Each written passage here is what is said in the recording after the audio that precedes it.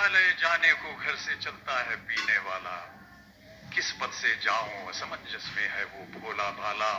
अलग अलग पथ बदलाते सब, पर मैं ये बदलाता हूं कि राह पकड़ तू एक चला चल, पा जाएगा मधुशाला। नमस्कार स्टूडेंट्स।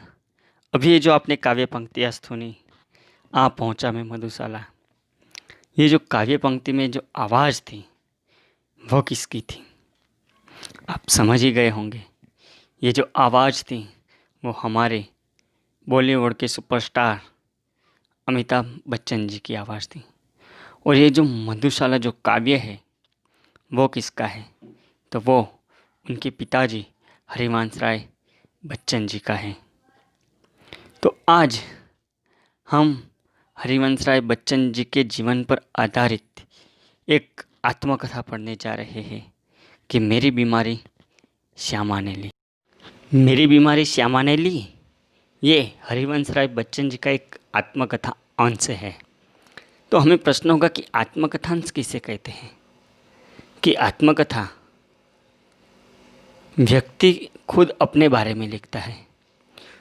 वो जन्म से लेकर अपने जीवन की सभी घटनाओं का वर्णन करता है। लेकिन आत्मकथा अंश यानी अपने जीवन की कुछ यादगार प्रसंग का ही वर्णन करता है। वो आत्मकथा में पूरी जानकारी रहती है, लेकिन आत्मकथा अंश में जीवन के कुछ यादगार प्रसंग का, यादगार घटनाओं का ही वर्णन किया जाता है। इसीलिए उसे कहा गया है कि आत्मकथा अंश, आत्मकथा का अंश। तो हम आज पढ़ेंगे हरिवंश राय बच्चन जी के आत्मकथा अंश, मेरी बीमारी श्यामा ने ली। तो सबसे पहले हम लेखक का परिचय लेते हैं। हरिवंश राय बच्चन जी का जन्म सन 1907 में हुआ। ये हरिवंश राय बच्चन जी का नाम उनकी एकमात्र कृति मधुशाला से ही अमर हो गया। हालांकि उन्होंने विपुल मात्रा में साहित्य सर्जन किया है। हिंदी साहित्य का जो काल रहा, उसमें जो छायावादोत्तर काल के कवियों में बच्चन जी एक विशिष्ट सर्जक रहे हैं। इलाहाबाद विश्वविद्यालय से अंग्रेजी के वो प्राध्यापक थे। तत्पश्चात दिल्ली में सरकारी सेवाएं की और आकाशवाणी में और एक दो अन्य स्थलों पर उन्होंने सेवाएं दी हैं। भारत के एक विशिष्ट कवि के रूप में राष्ट्रपति जी ने उन्हें राष्ट्रसभा का सदस्य मनोनीत किया है। उनकी प्रारंभिक नौकरी तो पायोनियर प्रेस में थी। तो जो अभी हमने जो उनकी जो काव्य पंक्तियाँ सुनी, वो जो मधुशाला, ये कवि के रूप में बच्चन जी को इतनी शोहरत मिली कि उनकी ये मधुशाला की जो पंक्तियाँ हैं वो सभा सम्मेलनों में, कवि गोष्ठियों में, कवि सम्मेलनों में उनकी कविता को पढ़ा जाता था। और उसको सुनने के लिए, उस पंक्तियों को सुनने के लिए, उसके शब्द को सुनने के लिए लोग बड़ी संख्या में उमड़ते थे। ये बच्चन जी ने कैम्ब्रिज यूनिवर्सिटी से जॉन पेट्स नामक कवि के समग्र वाङ्मय पर उन्होंने पीएचडी की थी। केंद्रीय मंत्रालय दिल्ली में उन्होंने हिंदी विशेषज्ञ के रूप में अप्रतिम कार्य किया है। उनको कई पुरस्कार से सम्मानित किया है। इस पुरस्कार में है सेवियत लैंड पुरस्कार, साहित्य अकादमी पुरस्कार और पद्म विभूषण आदि पुरस्कार उन्हें प्राप्त हुए हैं। ये हरिवंश राय बच्चन जी की कई सारी काव्य पंक्तियाँ हैं। ये काव्य पंक्ति हमारे सामने आती है कि हमें हरिवंश राय बच्चन जी का स्मरण होता है कि तीर पर कैसे चलूँ मैं, आज लहरों का निमंत्रण। गिरना भी अच्छा है, औकात का पता चलता है। धनुष उठा प्रहार कर, धनुष उठा प्रहार कर, तू सबसे पहले वार कर। बीत गई सो बात गई, तू न थकेगा कभी, तू न रुकेगा कभी, तू न मुड़ेगा कभी। कर शपथ कर शपथ कर शपथ, अग्निपथ अग्निपथ अग्निपथ। इस पार प्रिय तुम हो मधु है, उस पार न जाने क्या होगा। ये ऐसी कई सारी पंक्तियाँ हमें उनकी याद दिला देती है। उनका जो सर्जन, जो उनकी जो रचना है वो विपुल मात्रा में है। उसमें है मधुशाला, निशा निमंत्रण, सप्तरंगिनी, मिलन यामिनी, आकुल अंतर और एकांत संगीत। ये सभी उनके काव्य संग्रह है। तो क्या भूलूं क्या याद करूं, नीड़ का निर्माण, बसेरे से दूर और 10 द्वार से सोपान तक, ये 4 भागों में उनकी आत्मकथा है। तो आज हम पढ़ने जो जा रहे हैं, मेरी बीमारी श्यामा ने ली, ये तो आत्मकथा अंश है। ये जो भी 4 भाग बताए ये पूरे उनकी आत्मकथा है। लेकिन हम आज जो पढ़ने जा रहे हैं, मेरी बीमारी श्यामा ने ली, वो आत्मकथा अंश है। तो वो आत्मकथा अंश क्या भूलूं क्या याद करूं, उस भाग से लिया गया है कि मेरी बीमारी श्यामा ने ली। इस आत्मकथांश में हरिवंश राय बच्चन ने हमें बताया है कि उनकी जो पहली पत्नी थी श्यामा, वो एक पतिव्रता नारी थी और उनकी जो दूसरी पत्नी का नाम था तेजीबाई। उनका लड़का है अमिताभ बच्चन। लेकिन जो हरिवंश राय जो की प्रथम पत्नी थी श्यामा, तो उनके साथ ये हरिवंश राय बच्चन जी का छोटा मोटा परिवार चल रहा था। उनका जो जीवन था हरिवंश राय बच्चन जी का, वो आर्थिक संकटों से भरा हुआ था और इसी में आर्थिक संघर्ष से उनका जो जीवन था, उसी में उनको एक बीमारी लग गई और उस बीमारी से जूझते जूझते और ये श्यामा ने हरिवंश राय बच्चन की सेवा करते करते ये बच्चन जी की, हरिवंश राय बच्चन जी की जो बीमारी थी वो मिट गई और वो बीमारी श्यामा के पास चली गई। तो इस जो आत्मकथा अंश है उसमें दर्दनाक और करुण सबर निरूपण देखने को मिलता है। तो दूसरी ओर ये हरिवंश राय बच्चन जी की भावुकता और संवेदनशीलता का हमें प्रकटीकरण मिलता है। तो क्या भूलूं क्या याद करूं, इस भाग से हमें हरिवंश राय बच्चन जी की जो आत्मकथा है उसका अंश हम पढ़ने जा रहे हैं। हिंदी के इस सुप्रसिद्ध कवि के अपने संस्मरण बड़े ही रोचक ढंग से लिखा है। कवि ने उनके जीवन की जो घटना के साथ उनका जो युग का चित्रण देखने को हमें मिलता है, वो हमारे सामने एक नया चित्र प्रस्तुत करता है। तो ये जो प्रस्तुत अंश है कि क्या भूलूं क्या याद करूं, यहाँ से लिया गया है। इसका शीर्षक है मेरी बीमारी श्यामा ने ली।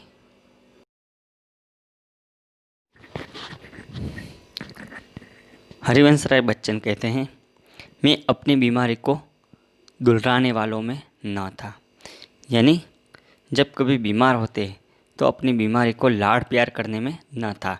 लोग रहते हैं कि जब बीमार हो जाते हैं तो अपने आप को खूब लाड़ प्यार करते हैं, मैं बीमार हूँ और काम नहीं करते।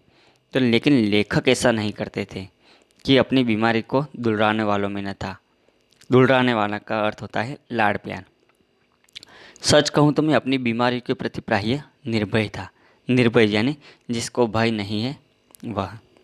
शायद मैंने गांधी जी के ही एक लेख में कहीं पढ़ा था कि बीमार होना अपराध है। हमें जो शरीर दिया गया है उसे हम स्वस्थ न रखें तो हम अपराधी तो है ही। मैं उस तर्क को कुछ आगे ले गया। अपराधी को दंड देना चाहिए। मुझे जब कभी छोटी मोटी बीमारी होती, जुकाम, बुखार, खांसी, सिरदर्द, तो मैं खाट पर न लेटता और भी अपने से काम लेता।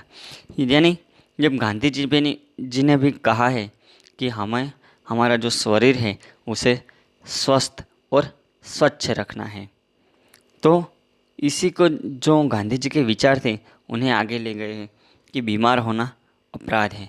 यानी हमें स्वस्थ न रखे, स्वच्छ न रखे तो बीमारी आएगी। तो बीमार होना अपराध है, ये बात गांधी जी ने कही थी।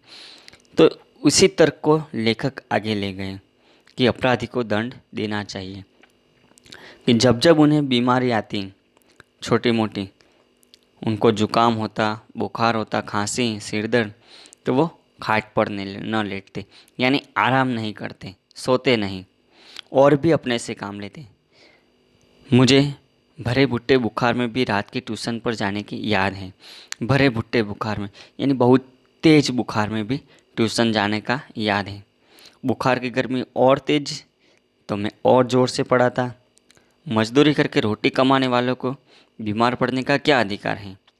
बीमारी तो अमीरों की हरामजादगी है। यानी बीमारी जो है वो अमीरों की हरामजादगी है। हरामजादगी यानी हरामीपन। ये जो अमीर लोग हैं वो काम से बचने के लिए बहानेबाजी करते हैं। मैं तो आज बीमार हूँ, मैं ये कार्य नहीं करूँगा, यहाँ नहीं जाऊँगा।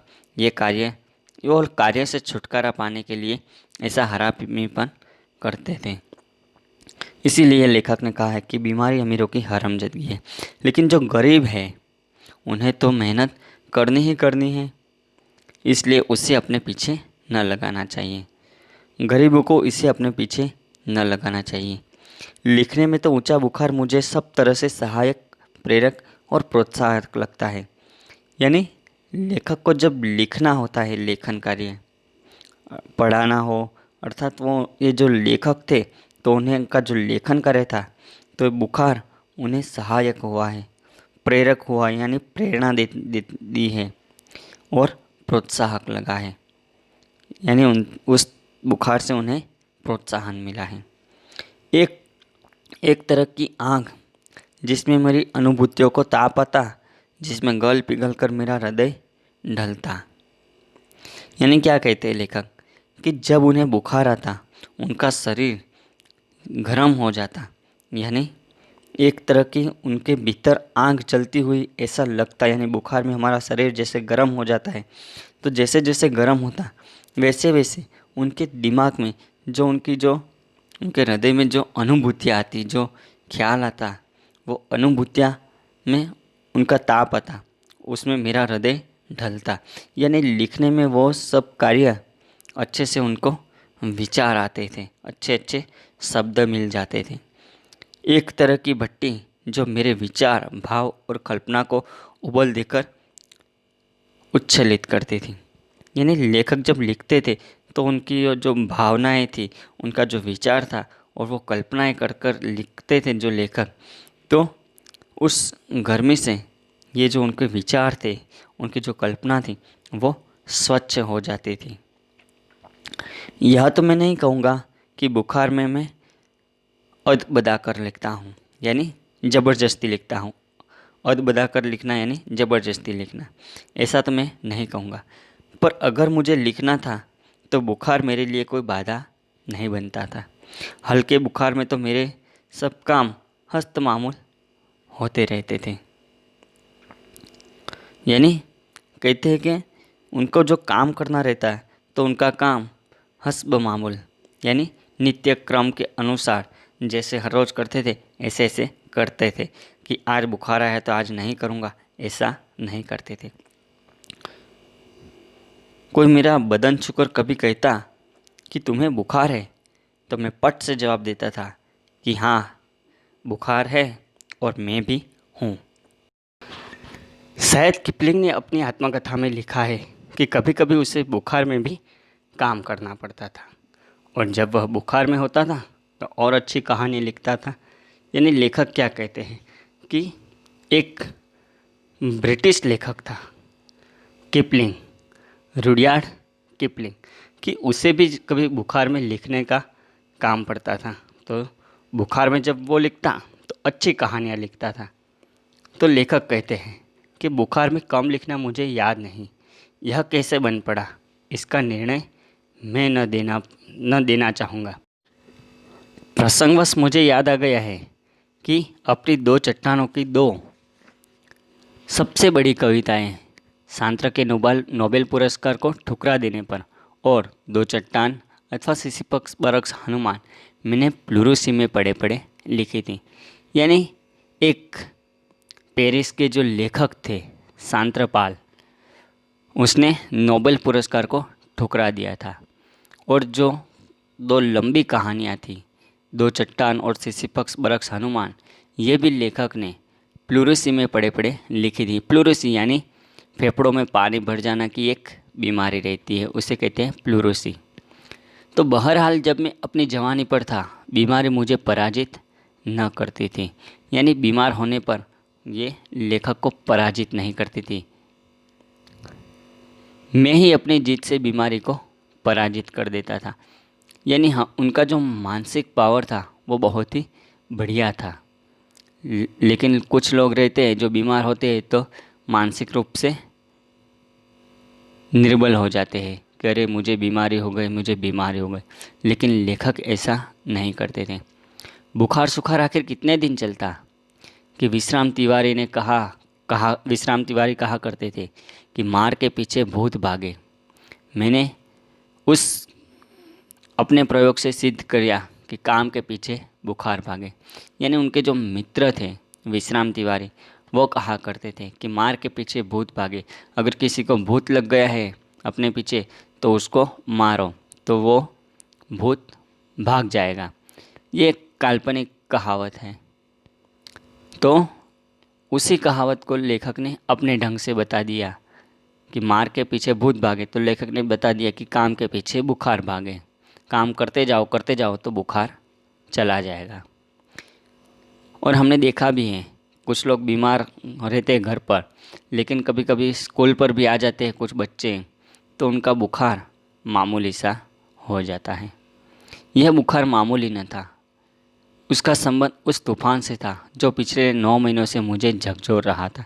यानी लेखक अब बीमार हुए, उनको बुखार हुआ है। तो उनका जो बुखार था वो 9 महीने से उन्हें झकझोर रहा था, यानी परेशान कर रहा था। लेखक को 9 महीने से बुखार लग गया है। और जो शांत होने से पूर्व सबसे अधिक विध्वंस झटका मुझको दे गया था। यानी जैसे दिया जलता है और बुझने को आता है और भी वो तेज रूप से जलता है और भी प्रकाश देता है, इसी तरह ये बुखार जब जाता है उससे पहले ये लेखक को विध्वंस झटका दे रहा है, यानी और भी बीमार कर देता है। स्कूल बंद था, ट्यूशन पर मैं जाता था, उसकी आमदनी की मुझे ज़रूरत थी। यानी बुखार के कारण लेखक ने ये स्कूल बंद कर दिया, लेकिन ट्यूशन पर जाते थे, ट्यूशन पर पढ़ाने, क्योंकि उसकी आमदनी, उसका जो वेतन मिलता था, उसकी जो इनकम थी, उसकी ज़रूरत थी। आमदनी यानी पगार, आय कहते हैं हम। किताबों की बिक्री अभी नियमित नहीं थी। यानी जो लेखक का जो लेखन कार्य था, उनकी जो किताबें थी वो उनकी बिक्री करते थे, यानी वेचाण करते थे गुजराती में बोले तो उनकी किताब की बिक्री अभी नियमित नहीं थी। कर्ज सिर पर चढ़े थे। बुखार 10 दिन चला, 20 दिन चला, महीने भर चला, 2 महीने चला और जुलाई आ गया। क्यों ऐसा कहा लेखक ने अंत में कि जुलाई आ गया? क्योंकि अभी हमें बताया कि स्कूल बंद था, ट्यूशन पर वो जाते थे, लेकिन बुखार चलता गया। उन्हें लगा कि 4-5 दिन तक चलेगा, लेकिन 10 दिन चला, 20 दिन चला, महीने भर चला, 2 महीने चला, और ऐसे ऐसे करते करते स्कूल का नया सत्र भी आ गया। यानी जुलाई का जो सत्र था वेकेशन के बाद का, वो भी आ गया और स्कूल शुरू हो गई। अब बुखार के साथ ट्यूशन पर ही जाना न होता, दिन भर स्कूल में भी पढ़ाता।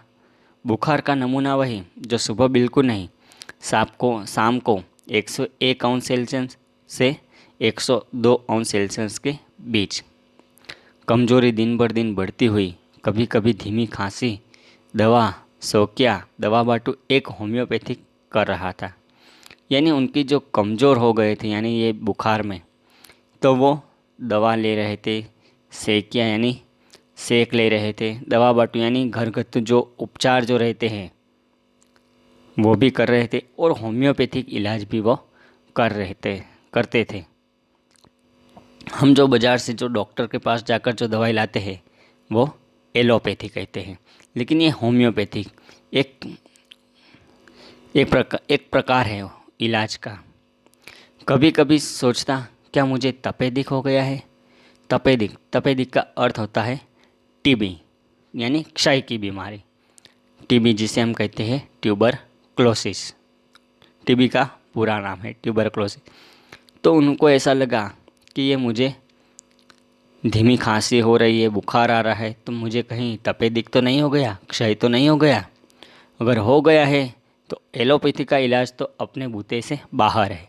यानी एलोपैथी का इलाज, यानी जो डॉक्टर दवाई देते हैं हमें, जो विलायती जो दवा, तो उनके बूते से बाहर होना, यानी शक्ति से पर होना। तो उन्हें लगा कि अगर क्षय की बीमारी हुई है, तपेदिक की, तो एलोपैथी का इलाज तो बूते से बाहर है, क्योंकि वो बहुत ही महंगा पड़ता है। क्या उस समय मेरी जीवा पर सरस्वती बैठी थी कि जब मैंने कहा कि श्यामा का बुखार मैं लेने जा रहा हूँ, तो बैठी हो तो कितना अच्छा लगता है।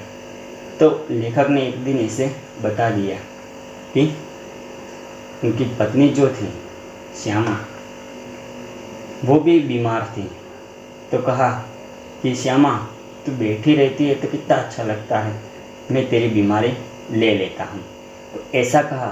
तो जब कहा जाता है कि अपनी जीवा पर, अपनी ज़बान पर जब सरस्वती बैठी रहती हैं तो वो बात सच हो जाती है। तो वो बात सच हो गई। ये बैठी है तो कितना अच्छा है। क्या मैं बीमार हूँ इसलिए श्यामा स्वस्थ है, जिसने पिछले 6 वर्षों से इन दिनों में ज्वर मुक्ति नहीं जानी थी। यानी जो उनकी जो पत्नी थी श्यामा, उसने भी इन दिनों में, यानी बारिश के दिनों में ज्वर मुक्ति नहीं जानी थी। ज्वर मुक्ति यानी बुखार से मुक्ति उन्हें नहीं मिलती थी।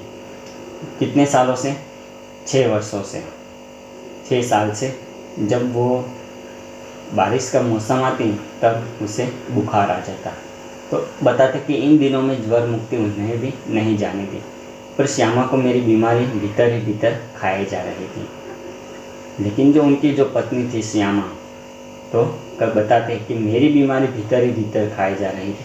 यानी लेखक बीमार थे तो उनके पति की चिंता रहती थी कि इनका बीमारी का कारण क्या है, वो कब स्वस्थ होंगे। ऐसे अंदर उनसे श्यामा को चिंता रहती थी। उसने अपने इच्छा बल से जैसे अपने को स्वस्थ कर लिया था कि वह भी कभी मेरी चिंता न बन जाए।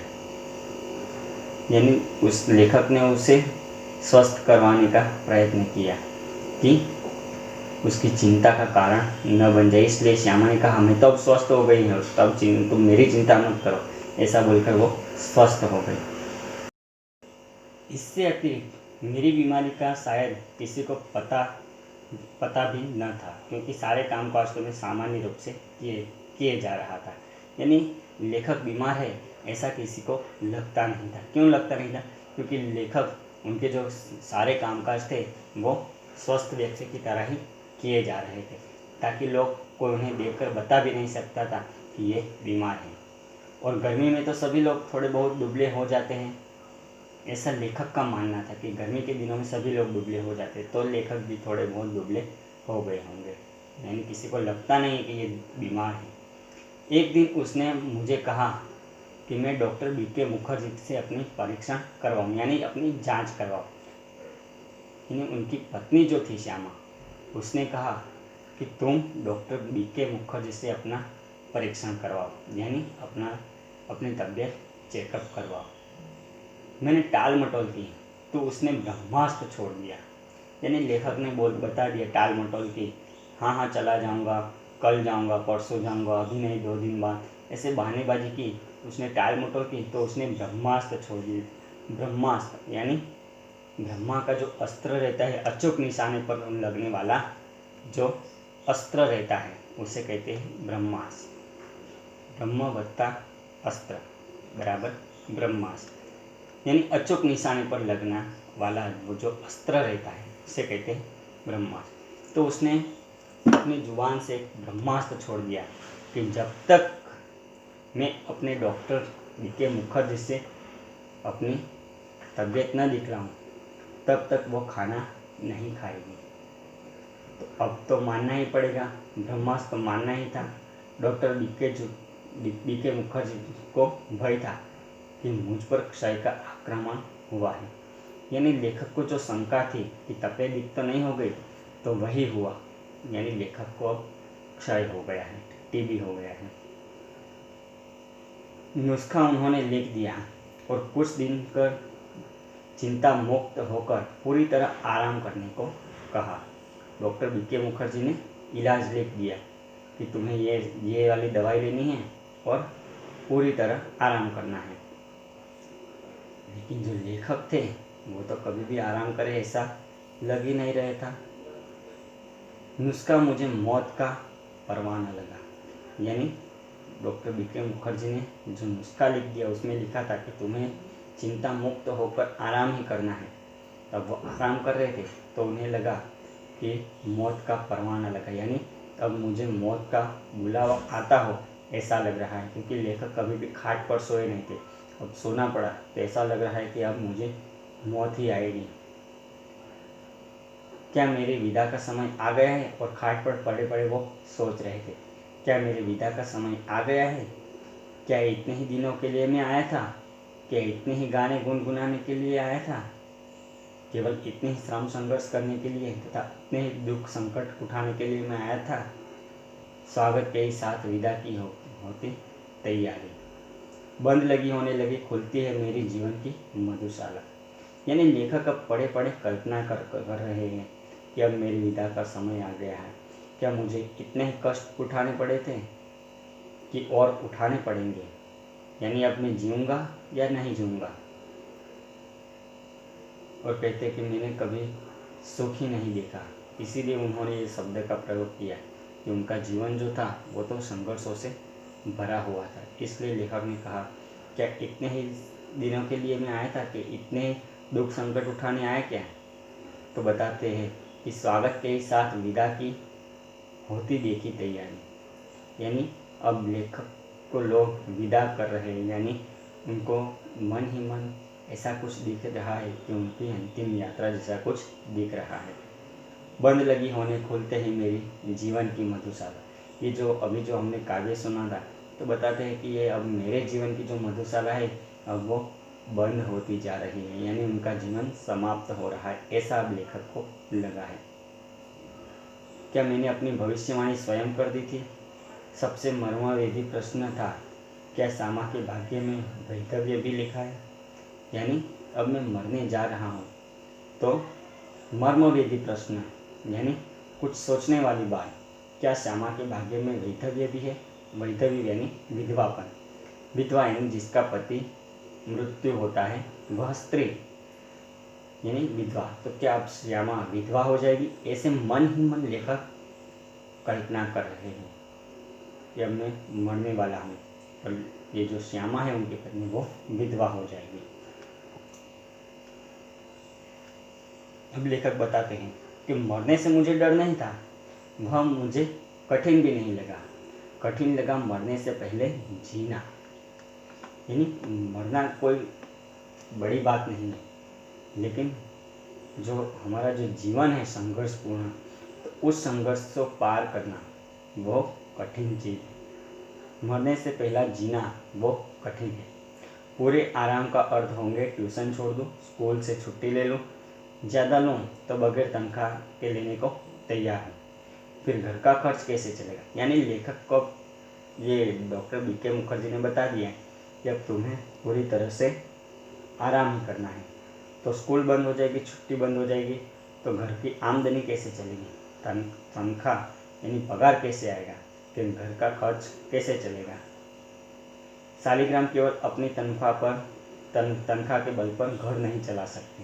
यानी शालिग्राम यानी ये हरिवंश राय बच्चन के भाई का नाम है शालिग्राम। तो उनकी तनख्वाह यानी उनका वेतन तो बहुत ही कम है कि वो पूरा घर का खर्चा निकाल सके, इतना वो सक्षम नहीं है। कल उनकी बदली हो सकती है, तब एक पैसा भी घर भेजने की स्थिति में न होगा। महंगी महंगी दवाइयाँ कहाँ से आएगी? किताबों की आमदनी अनियमित है और अनिश्चित भी है। यानी उनकी जो किताबों जो बिकती थी वो आमदनी अनियमित है, हर रोज़ उनकी बिक्री नहीं हो रही थी किताबों की, और अनिश्चित है, कभी कौन सी किताब निकलती है, सभी के दाम अलग अलग है, इसलिए अनिश्चित है। और कर्ज भी अदा करने का कम नहीं है, लेखक ने कर्जा भी किया है। श्यामा ने मेरी बीमारी सुनी तो कांप उठी यानी डर गई वो, पर तुरंत संभल भी गई, दृढ़ भी हो गई, जैसे उसने पल भर में ही अनुभव कर लिया था कि उसका कांपना मैं सहन नहीं कर सकूंगा। यानी लेखक ने अब बीमारी के बारे में अपनी पत्नी को बता दिया कि उन्हें तपेदिक हो गया है, क्षय हो गया है। तो उनको लगता था कि ये सहन नहीं कर पाएंगे, रोएंगे और वो भी बीमार हो जाएंगे, लेकिन उनकी पत्नी ने तो ऐसे मामूली से बता दिया कि बस और थोड़ी देर में स्वस्थ हो गई, दृढ़ भी हो गई, कोई बात नहीं, हाँ ठीक हो जाएगा। यानी ऐसा क्यों किया उनकी पत्नी ने? क्योंकि उनकी पत्नी को, श्यामा को लगता था अगर वो रोने लगेगी, वो डर जाएगी, तो उनके पति जो है, जो अभी खाट पर पड़े हैं, उनकी चिंता और बढ़ जाएगी। इसीलिए बताया कि वो सहन नहीं कर सकेंगे। तो इस खबर से मेरे माता पिता को तो लकवा सा मार गया। लकवा सा मार जाना एक मुहावरा है, यानी स्तब्ध हो जाना। तो जब उनके माता पिता को पता चला कि लेखक को, यानी हरिवंश राय बच्चन को तपेदिक की बीमारी है, तो वो स्तब्ध हो गए। पिताजी धैर्यवान व्यक्ति थे, यानी धैर्य यानी शांति प्रिय। उन्होंने आराम से सोचा कि अब क्या करना है। पिताजी धैर्यवान व्यक्ति थे। उन्होंने मुझसे कहा, घबराओ नहीं, हम घर बेचकर तुम्हारा इलाज करेंगे। यानी उस दौरान जो ये तपेदिक की जो बीमारी थी वो खतरनाक साबित हो रही थी। क्यों? क्योंकि ये जो एलोपैथी की जो दवाई रहती है उसका निश्चित इलाज नहीं करते थे। अगर इलाज होता भी तो महंगा होता था।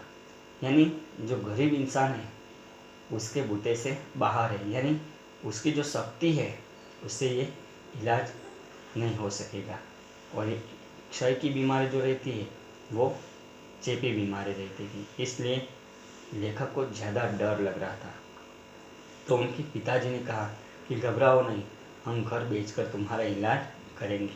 और जब शालिग्राम, उनके भाई को जब पता चला कि लेखक को क्षय की बीमारी है, तपेदिक की, तो वो शालिग्राम असमर्थ था कि एक ऊँचा लेकर रह गया। असमर्थता की कि अब मैं क्या कर सकता हूँ। ऐसे करके एक उसास यानी निराशापूर्वक ली गई सांस कि अब क्या करूँ मैं। तो अब क्या होगा लेखक का? लेखक ठीक होंगे या नहीं, या कुछ एलोपैथी की दवा का कुछ मार्ग निकल आएगा? आदि प्रश्नों के जवाब हम भाग 2 में देखेंगे। अस्तु।